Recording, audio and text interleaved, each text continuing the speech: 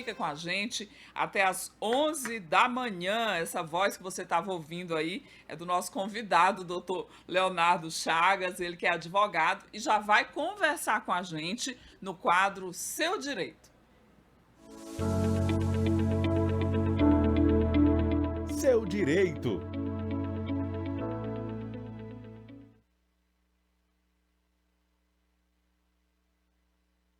No quadro Seu Direito de hoje, eu e o Franz Teixeira vamos conversar com o doutor Leonardo Lages. Ele vai falar para a gente um pouco mais sobre a questão do prazo para a declaração do imposto de renda. Você tem alguma dúvida? O que falta aí para você declarar? Se fosse o prazo antigo de abril, já estaria bem pertinho, mas agora o prazo ficou mais elástico para o final do mês de maio.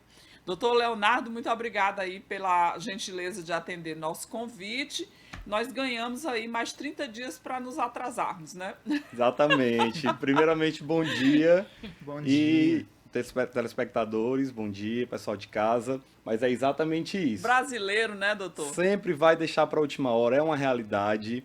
Então, como a gente já brincou aqui, né? Brasileiro, ele Temos estava mais. juntando a papelada aí quando surgiu o novo prazo. Ah, depois eu Vamos, pego. vamos deixar para o próximo último dia, que agora é 31 de maio. A verdade Final é do essa. mês de maio. Doutor Leonardo, mas quem é? Vamos esclarecer alguns pontos que sempre ficam em dúvida para o nosso telespectador e nosso contribuinte. Quem é obrigado a declarar? Pronto, vamos lá. Primeiramente, toda aquela pessoa física que tem rendimentos, ou seja, que auferiu algum tipo de renda no ano de 2021. Mas é qualquer tipo de renda? Não. É aquelas pessoas que auferiram renda a partir de R$ 28.500 aproximadamente. Ou seja, se você, ao longo do ano de 2021, auferiu renda a partir desse valor de R$ 28.500, você é obrigado a declarar um imposto de renda. Esse é o básico. Mas, além disso, pessoas que auferiram renda de 40 mil, mas são isentos de pagar o imposto de renda, como por exemplo aposentados, mesmo que não tenha valor a ser pago, você tem que declarar, tá bom? Se você não declarar, você também vai ter um problema com a Receita Federal. Além disso, está crescendo muito o número de investidores no Brasil, pessoas que têm acesso à Bolsa de Valores, então todas essas pessoas que realizaram atividade financeira, que fizeram investimento na Bolsa de Valores, independente de ter lucro ou não, é obrigado a declarar. Além de que, se você fez alguma venda de algum imóvel superior a R$ 300.000, ou seja, se você tem um patrimônio superior a R$ 300.000, você também tem que declarar. Em regra, são essas pessoas que têm obrigação de declarar esse imposto de renda. E quais seriam as implicações caso o contribuinte que está nessa faixa, que já há a exigência da declaração, ele não faça esse processo, perca o prazo ou não pague o valor determinado pela Receita Federal, o que ele pode sofrer de sanção por não fazer esse processo? Pronto, nós temos agora esse novo prazo de 31 de maio. Acontece que se você não faz essa declaração, você automaticamente já terá o pagamento de uma multa. Essa multa vai de 1% do valor que você tem que declarar até o máximo de 20%. Ou seja, a gente tem um mínimo aí de aproximadamente R$ 175 como multa, que vai ser elevado até 20% do valor que você deveria ter declarado. No caso, deveria ter pago de imposto. Então, essa é uma das sanções. Além do que, receber aquela cartinha que ninguém quer receber em casa, que é a cartinha da Receita Federal. É complicada aquela cartinha, né, doutor Leonardo? Muito Como complicado. os gastos são referentes ao ano de 2021, por exemplo, esse saque emergencial do FGTS desse ano não declara. O auxílio emergencial do ano passado declara? Como é que faz? Pronto, ó, com questão ao auxílio emergencial, a gente tem que ter sempre um cuidado. Por quê? Não é só quem recebeu diretamente o auxílio emergencial que tem a obrigação de declarar, mas também aquelas pessoas que eram dependentes. Ou seja, se eu sou dependente da minha mãe e eu recebi o auxílio emergencial, na hora de declarar o imposto de renda, minha mãe tem que colocar a questão do recebimento do auxílio emergencial, porque eu era dependente e recebi essa renda do governo federal. E em relação à restituição do imposto de renda, como é que O França funciona? já tá pensando lá no final, né? Ele já Sim. quer saber do Já quer dinheiro. receber. Não, no meu caso, infelizmente, eu não vou ser restituído, por isso, inclusive, eu estou protelando declarar o imposto de renda. Mas em relação à restituição do imposto de renda, há uma série de dúvidas pela população. Quem é que tem direito a essa restituição? É quem já paga ali mensalmente uma taxa, um determinado percentual à Receita Federal? Como é que funciona essa restituição? Porque, inclusive, é uma dúvida minha, porque no meu caso eu não recebo, mas tem pessoas que já recebem essa restituição. Como é que funciona esse processo? Pronto. Primeiramente, quero informar que os prazos para recebimento não foram alterados, tá bom? Então, a partir do dia 31 de maio, que é o nosso prazo final para a declaração, mas continua sendo o prazo para o começo das restituições. Ou seja, aquelas pessoas que se antecipam e fazem a declaração logo assim que abre o prazo da Receita Federal, elas já começam a receber a partir do dia 31 de maio. Então, vamos lá. Com relação a valores que você possa ter a receber, quando você vai declarar um imposto de renda, além dos ganhos que você tem durante o ano de 2021, você também declara despesas. Você declara dependentes, você declara, por exemplo, custos que você teve com hospitais, com escola. Então, todas essas despesas, o sistema ele automaticamente da Receita Federal, no seu canto inferior esquerdo, ele vai informar se você vai ter que pagar o imposto ou vai ter que ser ressarcido. E esse cálculo ele é feito automaticamente pelo sistema da Receita Federal. Ou seja, à medida que você vai colocando seus rendimentos tributáveis, seus investimentos, seus gastos que você teve, por exemplo, eu sou Leonardo, eu tenho um filho. Então, se eu colocar as despesas do meu filho, escola, plano de saúde, gastos que teve com questão de saúde mesmo, por exemplo, e o sistema, automaticamente, todo o valor que eu declarar, ele já vai fazendo o cálculo automaticamente. Aí no final ele informa. Se você efetualmente tem algum valor a receber, agora é uma novidade, né? Que os pagamentos são feitos via Pix. Antigamente você colocava só a sua conta bancária. A receita tá A moderna, né? receita está moderna. Gostei. Na verdade, o Pix é uma ótima ferramenta que eles têm para nos fiscalizar enquanto contribuintes, enquanto Né? pessoas físicas e Exatamente. jurídicas também, mas é uma forma de agilizar também. Então agora você coloca a sua chave Pix que você deseja receber esse valor do seu ressarcimento para quem tiver, né? Doutor Leonardo, o que é o considerado o rendimento tributável e o que não é considerado? Vamos imaginar que eu sou funcionária aqui do grupo, tenho meu salário, tenho férias, tenho uma licença, tudo isso é tributável. Exatamente. O que acontece? Por exemplo, você trabalha aqui no Grupo Meio Norte, então você sempre tem um contra-cheque mensal. Sim, Ao final do ano, você recebe um comprovante com todos esses rendimentos que você recebeu no decorrer do ano de 2021.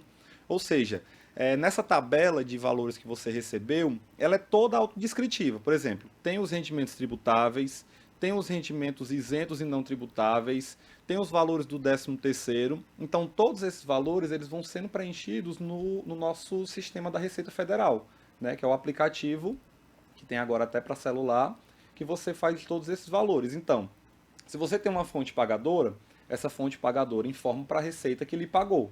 Então, automaticamente, você tem que informar para a Receita que recebeu. Que é aí onde as pessoas caem na malha fina. Porque se eu tenho uma fonte pagadora que diz, Leonardo, você recebeu 40 mil reais no ano de 2021. Só que o Leonardo não declara esses 40 mil reais. Então, a Receita Federal, nos seus sistemas que estão cada vez mais modernos, consegue identificar essa falha de recebimento e de falta de declaração. E esse é um grande problema, meus amigos, de empresários. Por quê? Todo sistema, por exemplo, de máquina de cartão de crédito, que é muito utilizado hoje em dia, tem comunicação direta com a Receita Federal. Então, alguns empresários que eventualmente não declaram aqueles valores recebidos em maquinetas, em outras situações, a Receita Federal ela recebe da maquineta que aqueles valores foram recebidos, só que o empresário não declara. E aí é um dos motivos de cair na malha fina e receber a tão temida cartinha da Receita Federal. O senhor falou aí em salário, em férias. Por exemplo, se eu recebo um auxílio transporte, um auxílio alimentação, também é tributado? Ele fica todo, como eu disse, ele fica todo discriminado nesse comprovante que você recebe ao longo dos 12 meses. Aí esses valores que eventualmente não são tributados, eles já ficam lá. Por exemplo, eles somam todos esses valores de vale, esses outros valores, e fica lá na alíquota. Isentos e não tributáveis. Tem que declarar? Tem, mas ele não vai computar para o cálculo do imposto. Ou seja, naquela paginazinha do canto inferior esquerdo, ela não vai ter alteração nenhuma quando você botar esses valores. Diferentemente de quando você bota o seu salário, por exemplo. Seu salário, assim que bota, já tem uma alteração significativa no valor que você tem a pagar ou a receber. Em relação à inclusão dos dependentes, ali no momento do preenchimento dos dados para o imposto de renda, há diversas dúvidas.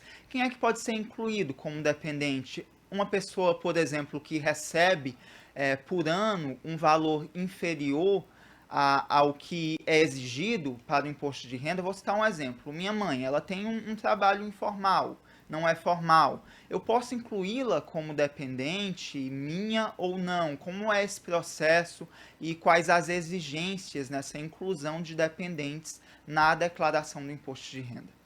Pronto. Com relação aos dependentes, como o próprio nome fala, temos alguns dependentes que são mais simples de identificar. Por exemplo, filhos até 18 anos ou até 21 se estiverem cursando o ensino superior. Esses são muito fáceis de identificar. E pessoas que realmente dependam do seu auxílio. Então, por exemplo, no caso da sua mãe ela ofere renda, entendeu? Sua mãe ela ofere renda. Então ela não teria como ser colocado como seu dependente. Alguns casos excepcionais que realmente você tem que comprovar diretamente que aquela pessoa ela vive sob sua dependência, que você custeia basicamente o sustento daquela pessoa para você, que não se encaixa, por exemplo, como filhos, que são os dependentes básicos, aí você tem que realmente comprovar que aquela pessoa depende de você para o sustento. Até porque, alguns casos, o próprio INSS faz esse sustento, né, através de alguns benefícios, como o BPC e alguns outros benefícios que servem justamente para dar esse sustento a pessoas que não conseguem trabalhar ou não conseguem oferir renda e se sustentar naturalmente. Aqueles exames que a gente fez e que ainda faz para a questão da Covid, por exemplo, eles já entram nas despesas de saúde ou tem uma parte específica para isso nesse ano aí diferente, que foi 2021? Pronto, perfeito. É uma dúvida de muitos A contribuintes. gente teve muito gasto Teve com Covid. muito gasto, exatamente. A questão é saber como é que foi esse gasto.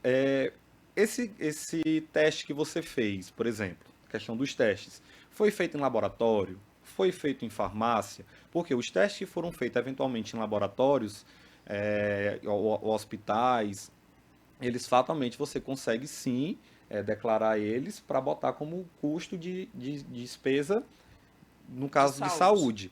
Agora, teste de farmácia, infelizmente, a gente não tem como colocar, porque realmente não Geralmente tem. é o mais barato, né? Normalmente é o mais barato, a gente optou muito por Sim, eles. Então não vou poder incluir os de farmácia Nenhum, que eu né? fiz, infelizmente. Pronto, já arrisca da lista essa Já parte arrisco. da declaração. Eita, que E eu- a receita não dá Dá ponto brecha sem para nó, ninguém, não não dá dá ponto ponto sem sem nó. nó. Você pode até declarar, mas o mais caro, o mais barato, não. E em relação àquelas pessoas que estão pagando, por exemplo, uma moradia, uma casa, um apartamento, que financiaram essa casa, elas também podem declarar essa despesa que elas tiveram no ano corrente com o pagamento dessas parcelas de uma casa, por exemplo? Pronto, com relação a imóveis, tem que ser todo um caso bem analisado, porque vai variar realmente de caso a caso, vai variar do valor da sua renda, porque ao mesmo tempo que você está tendo um custo para adquirir o imóvel, mas você está tendo um bem. E, por exemplo, quando você finaliza esse bem, finaliza eventualmente de pagar esse bem já tem que ser realmente declarado no seu imposto de renda. Porque, como eu disse, se você tem bens a partir de R$ 300.000, você tem que declarar. Então, a questão de colocar ou não custos de financiamento de imóveis vai realmente depender de cada caso. Realmente bem específico para o contribuinte. Ótimo. E aí, no fim das contas, você faz lá a equação do que é dedutível, o que não é, e acaba pagando. Normalmente acaba pagando. E Acaba esperar pagando. aí o rojão, né, Lig? Mais um imposto a ser pago. O início de ano sempre é mais complicado para o brasileiro, né? Porque é uma série de impostos a serem pagos e o imposto de renda é mais um deles. Então, eu queria agradecer imensamente aqui a presença do Dr. Leonardo Lages, que tirou as nossas dúvidas e também dos nossos ouvintes e telespectadores sobre o imposto de renda, que todo início de ano sempre gera muitas dúvidas na nossa população. Muito obrigado, doutor Leonardo. Eu que Obrigada, agradeço, doutor. que agradeço o espaço, agradeço essa conversa maravilhosa. Espero que realmente tenha tirado as dúvidas de vocês, as dúvidas dos contribuintes, dos telespectadores, e a gente está sempre à disposição. E esse foi o quadro Seu Direito.